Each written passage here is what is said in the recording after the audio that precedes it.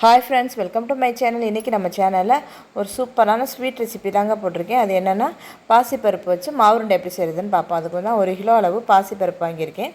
பாசிப்பருப்பு வந்து நல்லா ஒரு பெரிய கடாயில் வெறும் பாத்திரத்தில் வெறும் சட்டியில் போட்டு நல்லா வறுத்துக்கணும்.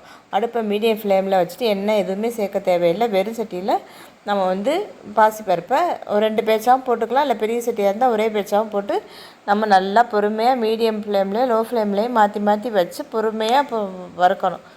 நம்ம ஸ்பீடாக வச்சோம்னா கரிஞ்சிடும், அது டேஸ்ட் அப்படி மாறிடும் மாவுருட்டை. அதனால் கொஞ்சம் பொறுமையாக நம்ம இதை வந்து நல்லா வறுக்கணும்.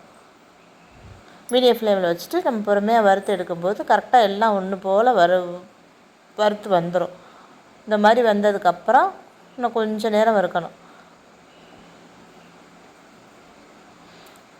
கொஞ்சம் பொறுமையாக வறுத்து எடுத்து நம்ம ஒரு பாத்திரத்தில் மாற்றிடணும். அதுக்கப்புறம் நான் வந்து ஒரு கிலோ பருப்புக்கு 1 கிலோ ஜீனி தான் போடணும். ஜீனி போட்டு தான் இன்றைக்கி நான் செய்ய போகிறேன். அதே இது ரெண்டையுமே 1 கிலோ அளவு எடுத்துகிட்டு நம்ம இதை கொண்டே மிஷினில் கொடுத்து ரெண்டையும் நம்ம அரைச்சி வாங்கிட்டு வந்துடணும். நான் இன்றைக்கி ரேஷன் கடையில் வாங்கின ஜீனி தான் இருந்தது, அதுதான் கலர் கம்மியாக இருக்குது. ரேஷன் கடை ஜீனியை கொஞ்சம் குறைச்சே போடலாம், ஏன்னா அது ரொம்ப தித்திப்பாக இருக்கும். அதனால் ரேஷன் கடை ஜீனினா கொஞ்சம் நீங்கள் ஒரு 100 கிராமோ 200 கிராமோ கொஞ்சம் குறைச்சி கூட போட்டுக்கலாம். நான் அப்படி தான் போட்டிருக்கேன் இன்றைக்கி.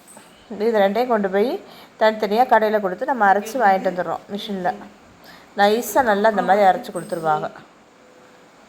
இந்த நைஸாக இதுவும் அரைச்சி வச்சாது, ஜீனியே அரைச்சிட்டு வந்துட்டேன். இப்போ இது ரெண்டையும் கட்டி இல்லாமல் நல்லா ரெண்டையும் ஒன்றா போட்டு நம்ம நல்லா மிக்ஸ் பண்ணிடணும். உடனே மிக்ஸ் பண்ணிட்டோம்னா இல்லைன்னா ஜீனி வந்து கட்டிப்பட்டு போயிடும். அது வந்து நமக்கு அப்புறம் மாவுருண்டை ஊட்டும்போது சிரமமாக இருக்கும். அதனால் நம்ம உடனே அதை வந்து கலந்துட்டு வந்து ஆறின உடனே நம்ம வச்சு அதோட சேர்த்து நல்லா மிக்ஸ் பண்ணிடணும். ரெண்டையும் ஒன்றாக்கி நம்ம நல்லா மிக்ஸ் பண்ணி வச்சுட்டு அதுக்கப்புறம் நம்ம உருண்டை பிடிக்க ஆரம்பிக்க வேண்டியதுதான். எல்லாத்தையும் நல்லா மிக்ஸ் பண்ணி எடுத்துட்டேன். இப்போ வந்து இதுலேருந்து நம்ம 2 கை 3 கையை எடுத்து போட்டு நம்ம மாவுருண்டை பிடிக்க ஆரம்பிக்க வேண்டியதுதான்.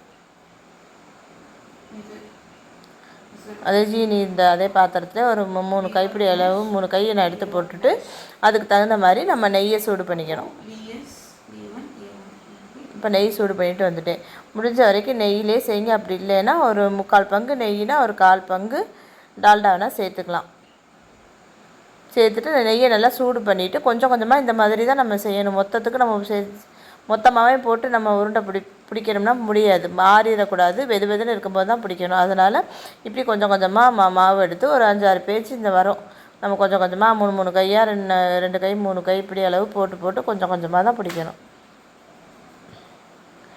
நம்ம கையை வச்சு கிண்டவும் முடியாது, நெய் நல்லா சூடாக இருக்கும்ல. நம்ம அப்போ வந்து ஒரு கரண்டியை வச்சு நம்ம கிண்டிக்கணும். கிண்டிட்டு நம்ம நல்லா டைட்டாக பிடிக்கணும். நம்மளுக்கு வந்து அந்த சூட்லேயே பிடிக்கணும். அப்போ தான் அந்த மாவுருண்டை அந்த ஷேப் கிடைக்கும். அப்போ தான் இந்த மாதிரி நல்லா பிடிச்சிட்டு நம்ம ஒரு தட்டில் எடுத்து வச்சிட வேண்டியதுதான். இதே மாதிரி ஒவ்வொரு மாவுருண்டையும் நம்ம பிடிச்சி எடுக்க வேண்டியதுதான்.